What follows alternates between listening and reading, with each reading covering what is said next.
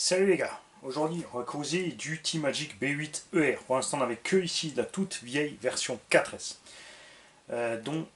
qui est encore disponible en roller d'ailleurs à ce sujet. Tu peux l'avoir pour 185-199 euros sur les sites. Donc châssis à poil du T-Magic B8ER. C'était un peu un inconvénient par le passé parce que c'était pas super bien distribué chez nous. Tu trouvais beaucoup sur eBay, un petit peu en Allemagne, sur Hong Kong. Maintenant, ça commence à venir grâce à racerc.fr ou rcrace.fr. J'arriverai jamais à en souvenir dans quel ordre ça va. C'est comme pour RC Life. Salut Patrice. Maintenant, je sais que c'est Patrice. Depuis le début, j'ai cessé de dire Patrick. Il faut comme ça, c'est comme ça. Je suis blanc, il me faut 2-3 ans pour réussir à enregistrer un truc. RC Diffusion, là aussi, Brights, je crois, Miniplan aussi. Enfin, il y a de plus en plus de boutiques qui distribuent T-Magic pour notre plus grand bonheur, puisque ce sont des bonnes caisses à des bons prix de départ, comme Mobo par exemple. Petit souci souvent chez T-Magic, le moteur et étagement. Ça, c'est un truc, c'est plus pensé circuit. Après, nous, en loisir, souvent ça chauffe trop. Le vieux 4S avait 1800 kV en 40-68. Le moteur consommait pas beaucoup. Pignon 19, on avait des bonnes perfs, un petit 65-70, tout allait bien. Ils sont passés sur la version 4S à 2500, 76 mm, Goul RC, donc très mauvaise qualité. Ce moteur qui consomme énormément, c'est sûr. On avait du 80-90 en 4S, par contre, tu fumais les dipots, tu chauffais le moteur, tu cramais le vario. Donc c'était pas juste vraiment super. Et ensuite, ils ont fait une nouvelle version qui existe aussi en 436. Ils ont par contre gardé, ça prête un peu à confusion, la vieille boîte. T'as la vieille boîte avec la vieille carreau, les vieux pneus. Maintenant, tu reçois une autre carreau et des autres pneus. Aussi, le problème que ces versions-là, roller recevaient des mini pneus à picot. Version RTR avait des pneus à crampons, qui étaient tout simplement des copies des Proline Badlands, qui étaient redistribués par HSC Distribution, qui avait vraiment une mousse catastrophique et explosait vite. Maintenant, ils sont passés sur cette version de pneus en 6S. Et là, on est content, puisque c'est des pneus qui. Ça existait déjà, mais forcément pour des. C'est toujours pareil, hein, c'est pour des coups et tout ça. On met des fois autre chose, ou on économise un peu trop sur le matos, on pense que ça suffit pas. Mais assez parlé. Voyons voir ce qu'il y a dedans. Moi, je me suis pris le 6S. Il existe en orange et noir, ou en bleu et noir. J'ai pris le bleu, parce que j'avais déjà d'autres carrosseries, parce que là, j'ai le rouge et blanc. Le 7, 6S va arriver en rouge aussi, parce que j'aime pas trop le vert qu'ils ont utilisé. J'aurais du orange sur d'autres carreaux, donc je me suis décidé à prendre en bleu, parce que ça fait un moment qu'on n'avait plus de voiture bleue ici. La radio. Exactement, évidemment, la même que sur tous les RTR de chez T-Magic. Avec sa bride de puissance, donc tu peux inverser gaz et direction si besoin. Tu peux bouger ici le dual rate de la direction et là tu règles tes EPA ou tes trims. Si tu fais rien, c'est les trims. Si tu actionnes une commande, c'est les EPA. Et petite précision que j'ai oublié de donner sur l'unboxing du T-Magic 7. Non, en fait, j'ai pas oublié puisque vous verrez celle-là avant. Donc ça va aller. J'en aurais parlé là, donc j'aurais pas besoin de le redire là-bas. La molette ici est en caoutchouc, elle est plus en plastique dur et franchement c'est débile, hein. C'est pas grand chose mais c'est super agréable. Faut savoir que c'est vite fait soi-même, hein. Tu peux mettre un élastique autour quand tu es pas à l'aise avec ta radio, tu peux mettre une autre mousse. N'hésitez pas, c'est du mini tuning, hein, mais ça peut faire la différence. Hein, qui sont pas à l'aise avec des fois avec la taille du volant de direction, tu augmentes le volume, machin, il y a de quoi faire, tu changes le grip, la sensation, ça peut faire miracle. Des fois, il faut vraiment pas grand chose pour rendre quelqu'un heureux. Regardez-moi par exemple, chaque fois que j'énerve une liker, et ben Mani est heureux. Si j'ai pu casser les pieds à quelqu'un au moins une fois dans la journée, moi, ma journée est faite, je suis content.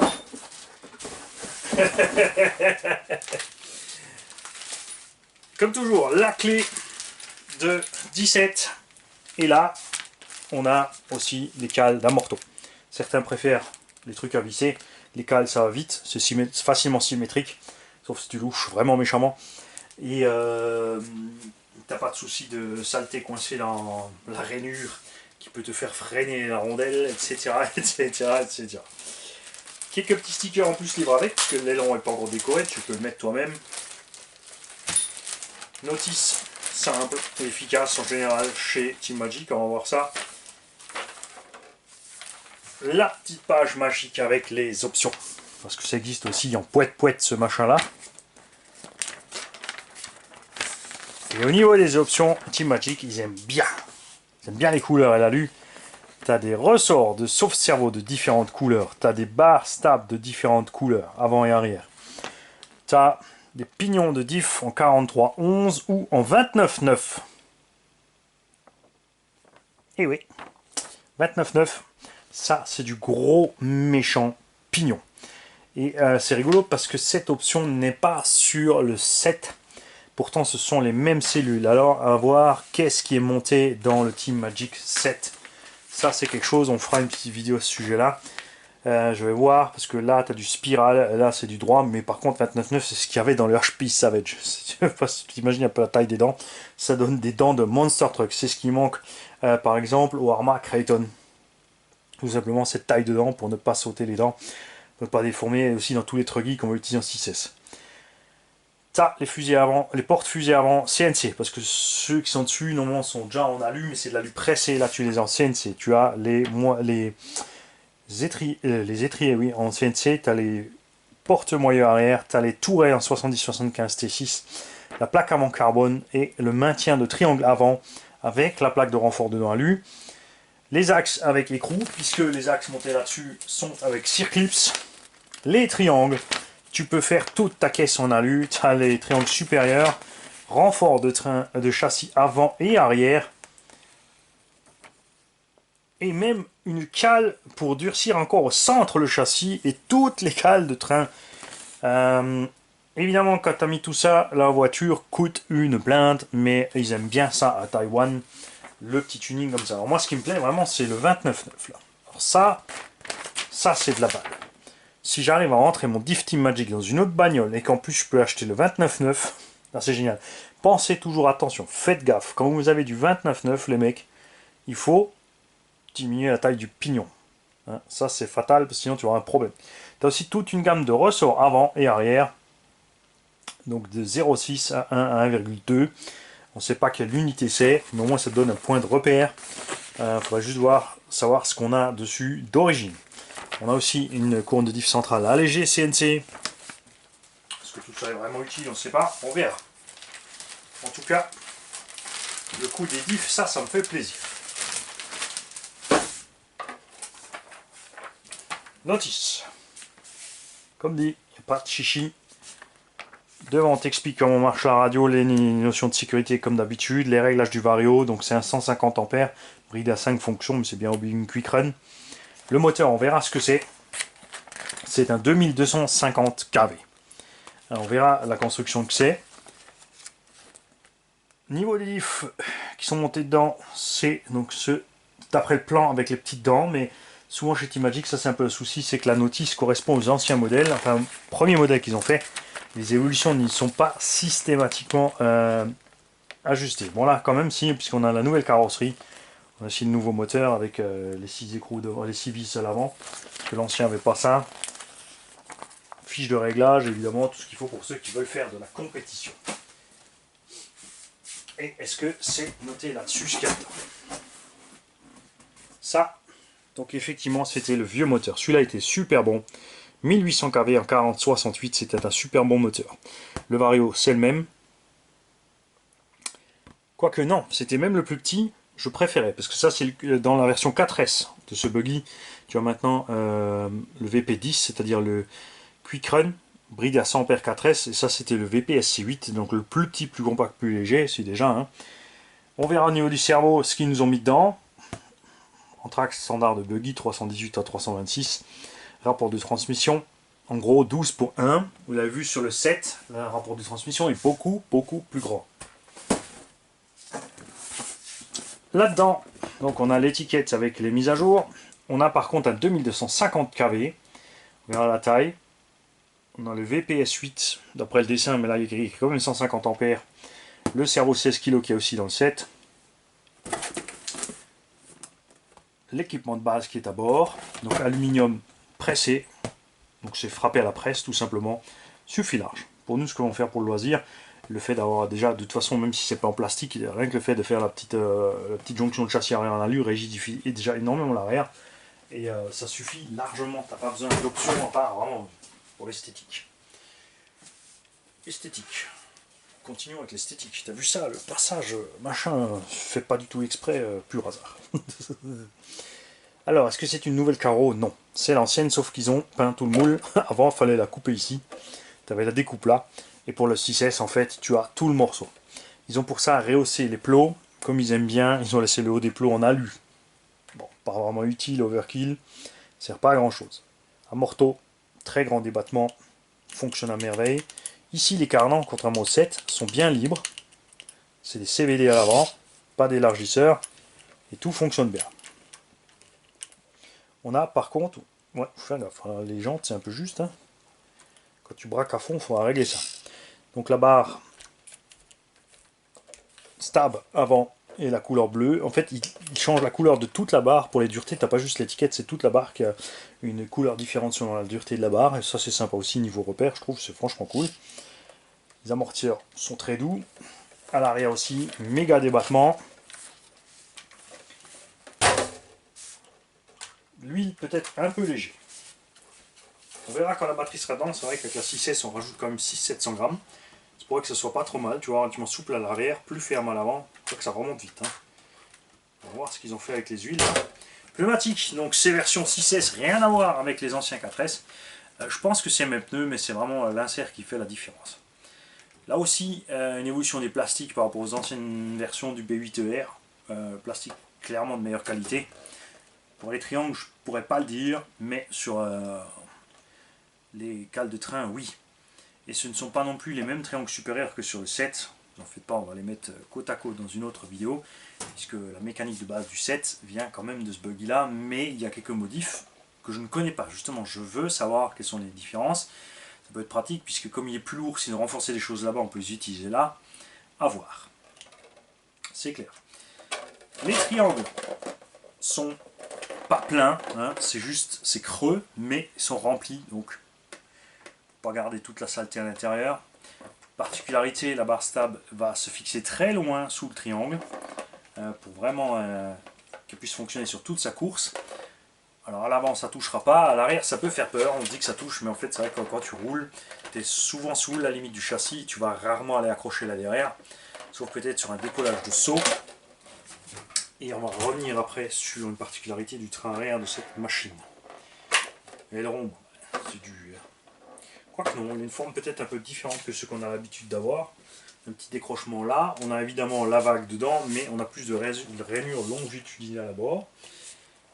Réglable évidemment en incidence, c'est-à-dire l'angle de l'aileron. Oh, le mot technique, l'incidence. Pas en hauteur, de toute évidence. Ou alors ça se voit pas. Si, on peut changer aussi la hauteur. Vous noterez aussi que il est très étroit le machin, mais comme ça il peut bien flexer, tu vois, ça évite de casser, c'est pas plus mal. La carreau, ça j'aime pas, même chose que sur le 7.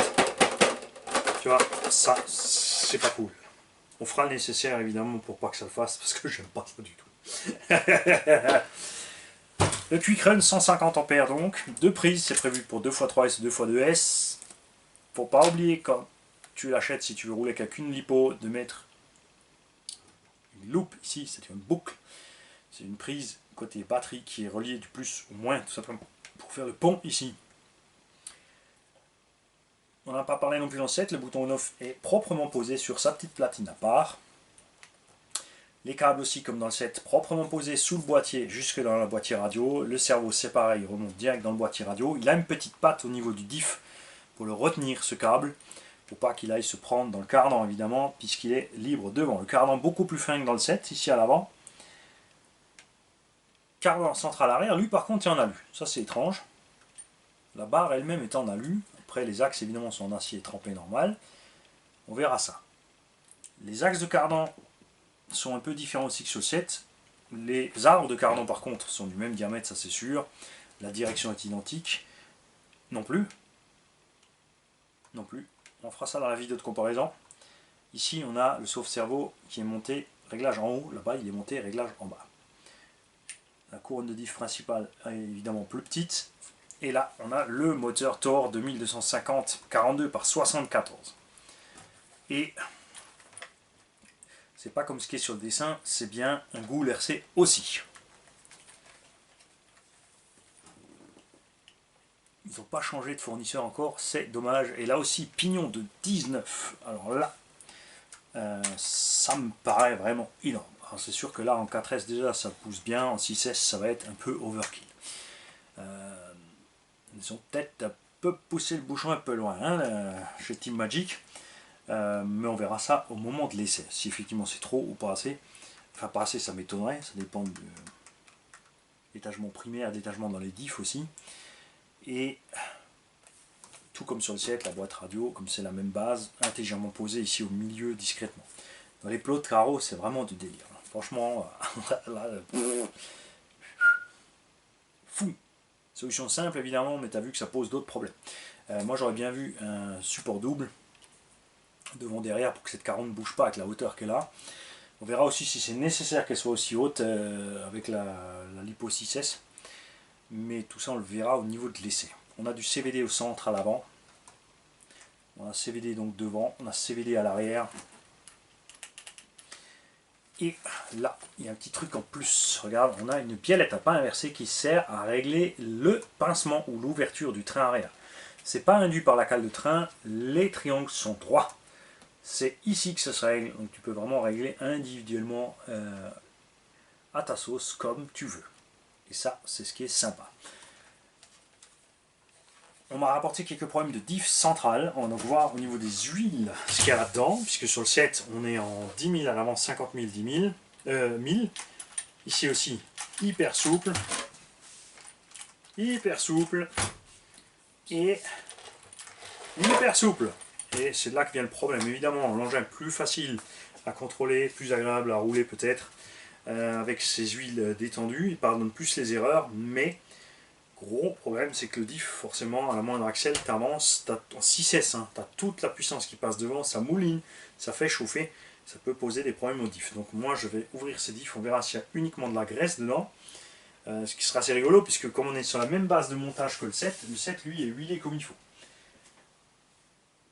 Donc on verra aussi ce qu'il y a en diff là-dedans par rapport à ce qu'il y a en diff là-dedans, si ce sont les mêmes couronnes, les mêmes pignons. On va comparer ça déjà au niveau des références, on comparera quand ça sera ouvert. Là-dedans, j'ai l'impression que c'est que de la graisse. Donc ça, de toute façon, c'est clair qu'il faut y faire quelque chose, sinon les pneus à l'avant, ils vont éclater, c'est clair. T'accèles, tu tournes, tu as une patte en l'air, adios le pneu. Et petite chose comique, ça c'est le truc, moi pas à comprendre du tout, mais alors zéro pointé. Sur le set, il ne me semble pas avoir vu ça, j'ai pas fait gaffe. C'est quoi ça? Team Magic, qu'est-ce que c'est que ça? Qui c'est ça? Il y a une vis là, et un réglissant qui tient les câbles là. Donc les câbles en mouvement ici vont joyeusement se râper sur l'horizon. Vraiment pas terrible. Franchement, là, les mecs qui me laissent vraiment plus que perplexe. Hein. C'est dingue. On va voir ça. En tout cas, niveau look, il est super. Niveau maniabilité, j'avais le 4S, donc je sais très bien qu'il se comporte super bien sur les suspensions et sur la maniabilité. Niveau look, moi je trouve qu'ils ont fait fort parce que tu rentres quand même une grosse lipo là-dedans. C'est prévu pour 2 x 3S. Je pense que tu peux rentrer 2 hardcase 3S là-dedans en hauteur avant de toucher à carreau. Idée très simple, très bienvenue de laisser le côté haut, comme ça sur la carreau, ça lui donne vraiment un look massif. Hein. Oh, mon godon.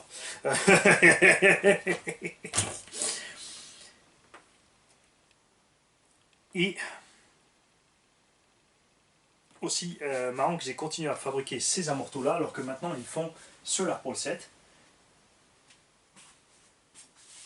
Est-ce que c'est une histoire de longueur? Est-ce que ceux-là sont plus longs? Puisque là l'ancrage des amortos est supérieur sur le triangle. Ça j'aime beaucoup par contre, hein. C'est Team Asso qui fait ça aussi. J'aime bien avoir l'amorto ancré en haut sur le triangle. Les impacts sur le triangle arrivent ici, l'amorto ne prend rien dans la tronche, c'est super. Cale de train en plastique là-dessus aussi. Donc différents réglages possibles aussi par je ne sais pas s'il y a des inserts, on verra ça, il ne me semble pas. On verra ce qu'ils font au niveau des alus.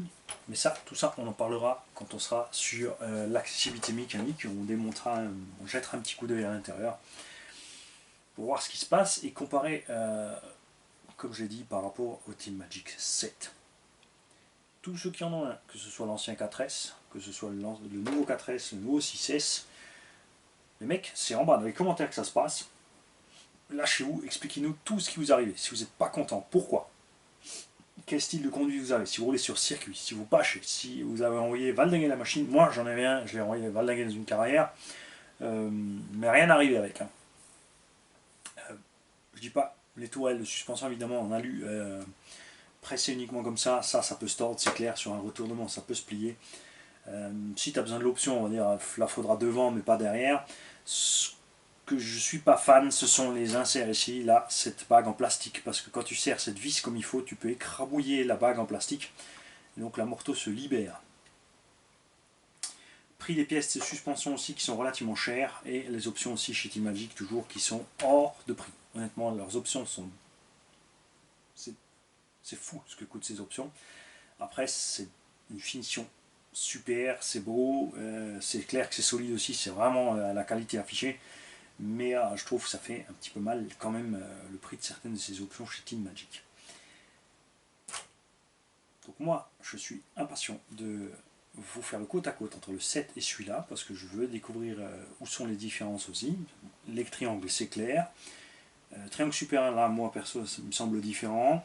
Au niveau des carnans et des références aussi, voir ce qui se passe. Là, tu vois, ça fonctionne bien, ils coulissent bien. Et dans le Teammagic 7, ils sont coincés à l'avant. Enfin, dans mon version 4S, vous le verrez lors de la vidéo unboxing qui arrive après celle-là. J'ai les carnans avant qui vont frotter là où il ne faut pas. Et je ne sais pas si c'est soit j'ai la mauvaise référence qui a été montée à l'avant dedans. Parce que ça, c'est malheureusement les choses qui arrivent chez Teammagic. Ils ont aussi fait des mélanges de transmission, de machin, entre les passages de différents modèles, précisément sur celui-là. Il y en a plein qui ont eu des soucis de arrêteur de moteur qui chauffe ou autre, avec un problème d'étagement massif.